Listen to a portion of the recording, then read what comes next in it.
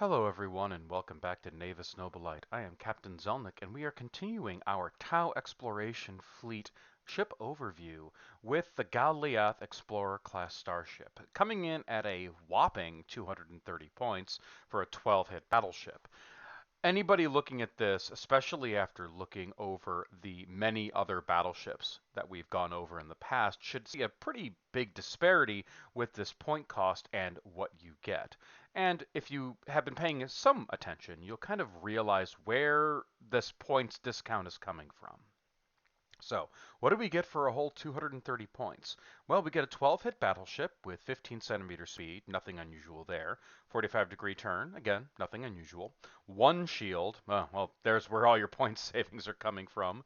5-up front and side armor with a 4-up rear armor, another area where you're getting a pretty significant points discount. But you have 5 turrets, making you essentially immune to most incoming enemy fighter craft like bombers or even assault boats, unless they're in really, really big numbers.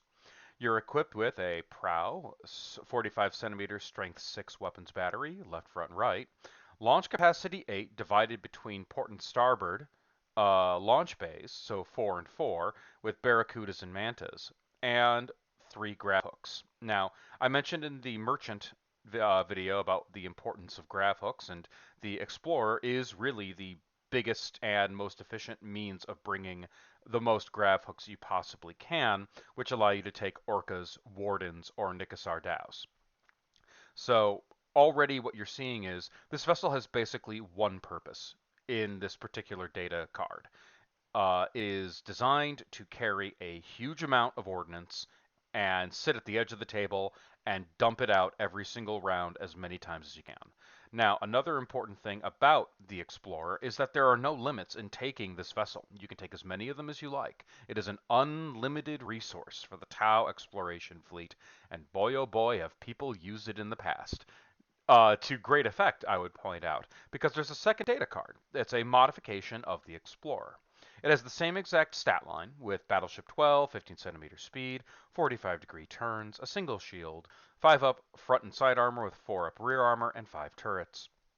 The real difference comes in its armament. It has the same prow railgun battery at 45 centimeters, left, front, right, but it also has a prow gravitic launcher at 20 to 40 centimeters, strength 8, out the front. Its launch bays are reduced by half. It only has launch capacity 4, divided by the port and starboard launch bays, barracudas and mantas, and the 3 same grav hook options for the dorsal, starboard, and port. This effectively transforms the Explorer into more of a warship, allowing you to put a very large amount of ordnance on the table all at once, while it becomes particularly vulnerable to the reload ordnance special order. If you have a commander, especially a Leadership 9 commander, that weakness kind of goes away, and you have access to a decent number of rerolls, and even if another Explorer has a poor leadership, there's nothing wrong with just squadroning them together and then dumping out 16 torpedoes every single round. Now, the Explorer is, in effect, a dedicated fleet carrier or a dedicated torpedo carrier. It is not meant to go in with guns blazing. Its actual stationary firepower of its railguns are particularly weak, though they have an okay range. You are not expected to go in and fight toe-to-toe with enemy battleships, enemy battle cruisers, grand cruisers, or even enemy cruisers. You should never get this thing close to the enemy. It should always stay as far away as it possibly can, and if any enemy comes too close, you're expected to bomb it to bits with either mantas or with your gravitic launcher. The other fun advantage of this vessel, like I said before, no restrictions, and for every one of these ships you have, you can take a hero. Just like the Merchant, it's a one-for-one trade. So you will see if you're facing against these things. A lot of them on the board. I have taken 2, sometimes 3. If I'm taking even the Commerce Protection Fleet, I'll even take one of these guys because the vessel itself is just phenomenally good, especially for the points. Now, another fun trick that you can do, which is far better suited for the original version, is to upgrade these mantas to torpedo bombers.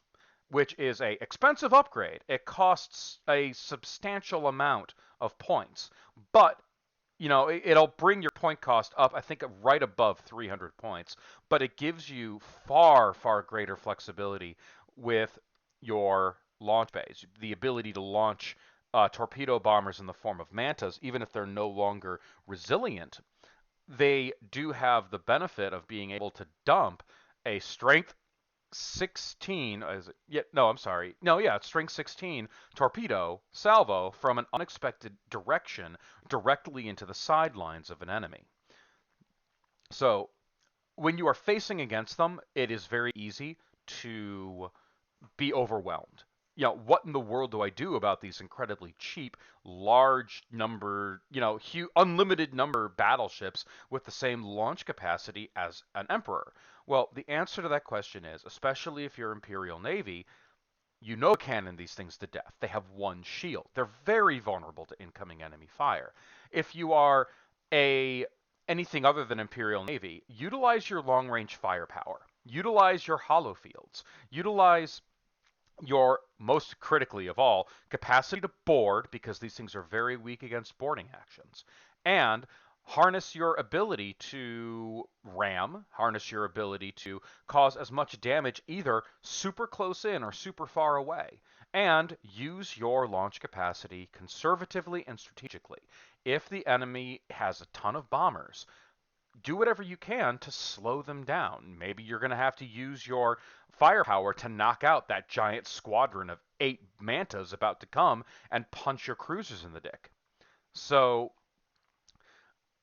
be aware these things are very difficult things to deal with, but they are not invincible.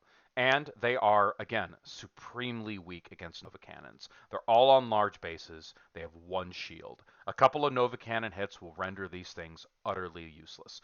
Another fun trick to do if you're dealing with somebody who likes to field a bunch of these in a squadron, and you're Chaos, which is one of the fleets that are weakest against Tau, take a single demon ship and give it the Mark of Slaanesh. Have it haunt right in front of these slow-moving vessels that have no interest in going fast. The moment they get too close, they suddenly have a -3 leadership, and then suddenly making that reload special order is very, very difficult. And that's a really, really good way of making sure that you don't have to worry about these things dumping mantas onto the board. Another thing you could also do that would help is knock down a shield and turn that -3 LD to a -4 LD. And you have a lot of strength 6 firepower to do it. And they don't have, 60 centimeter firepower to do it. And they don't have particularly good armor in the front. So you don't have to worry about it that much. These things do have weaknesses. They can be beaten by any race. It's just a matter of knowing exactly how to do it.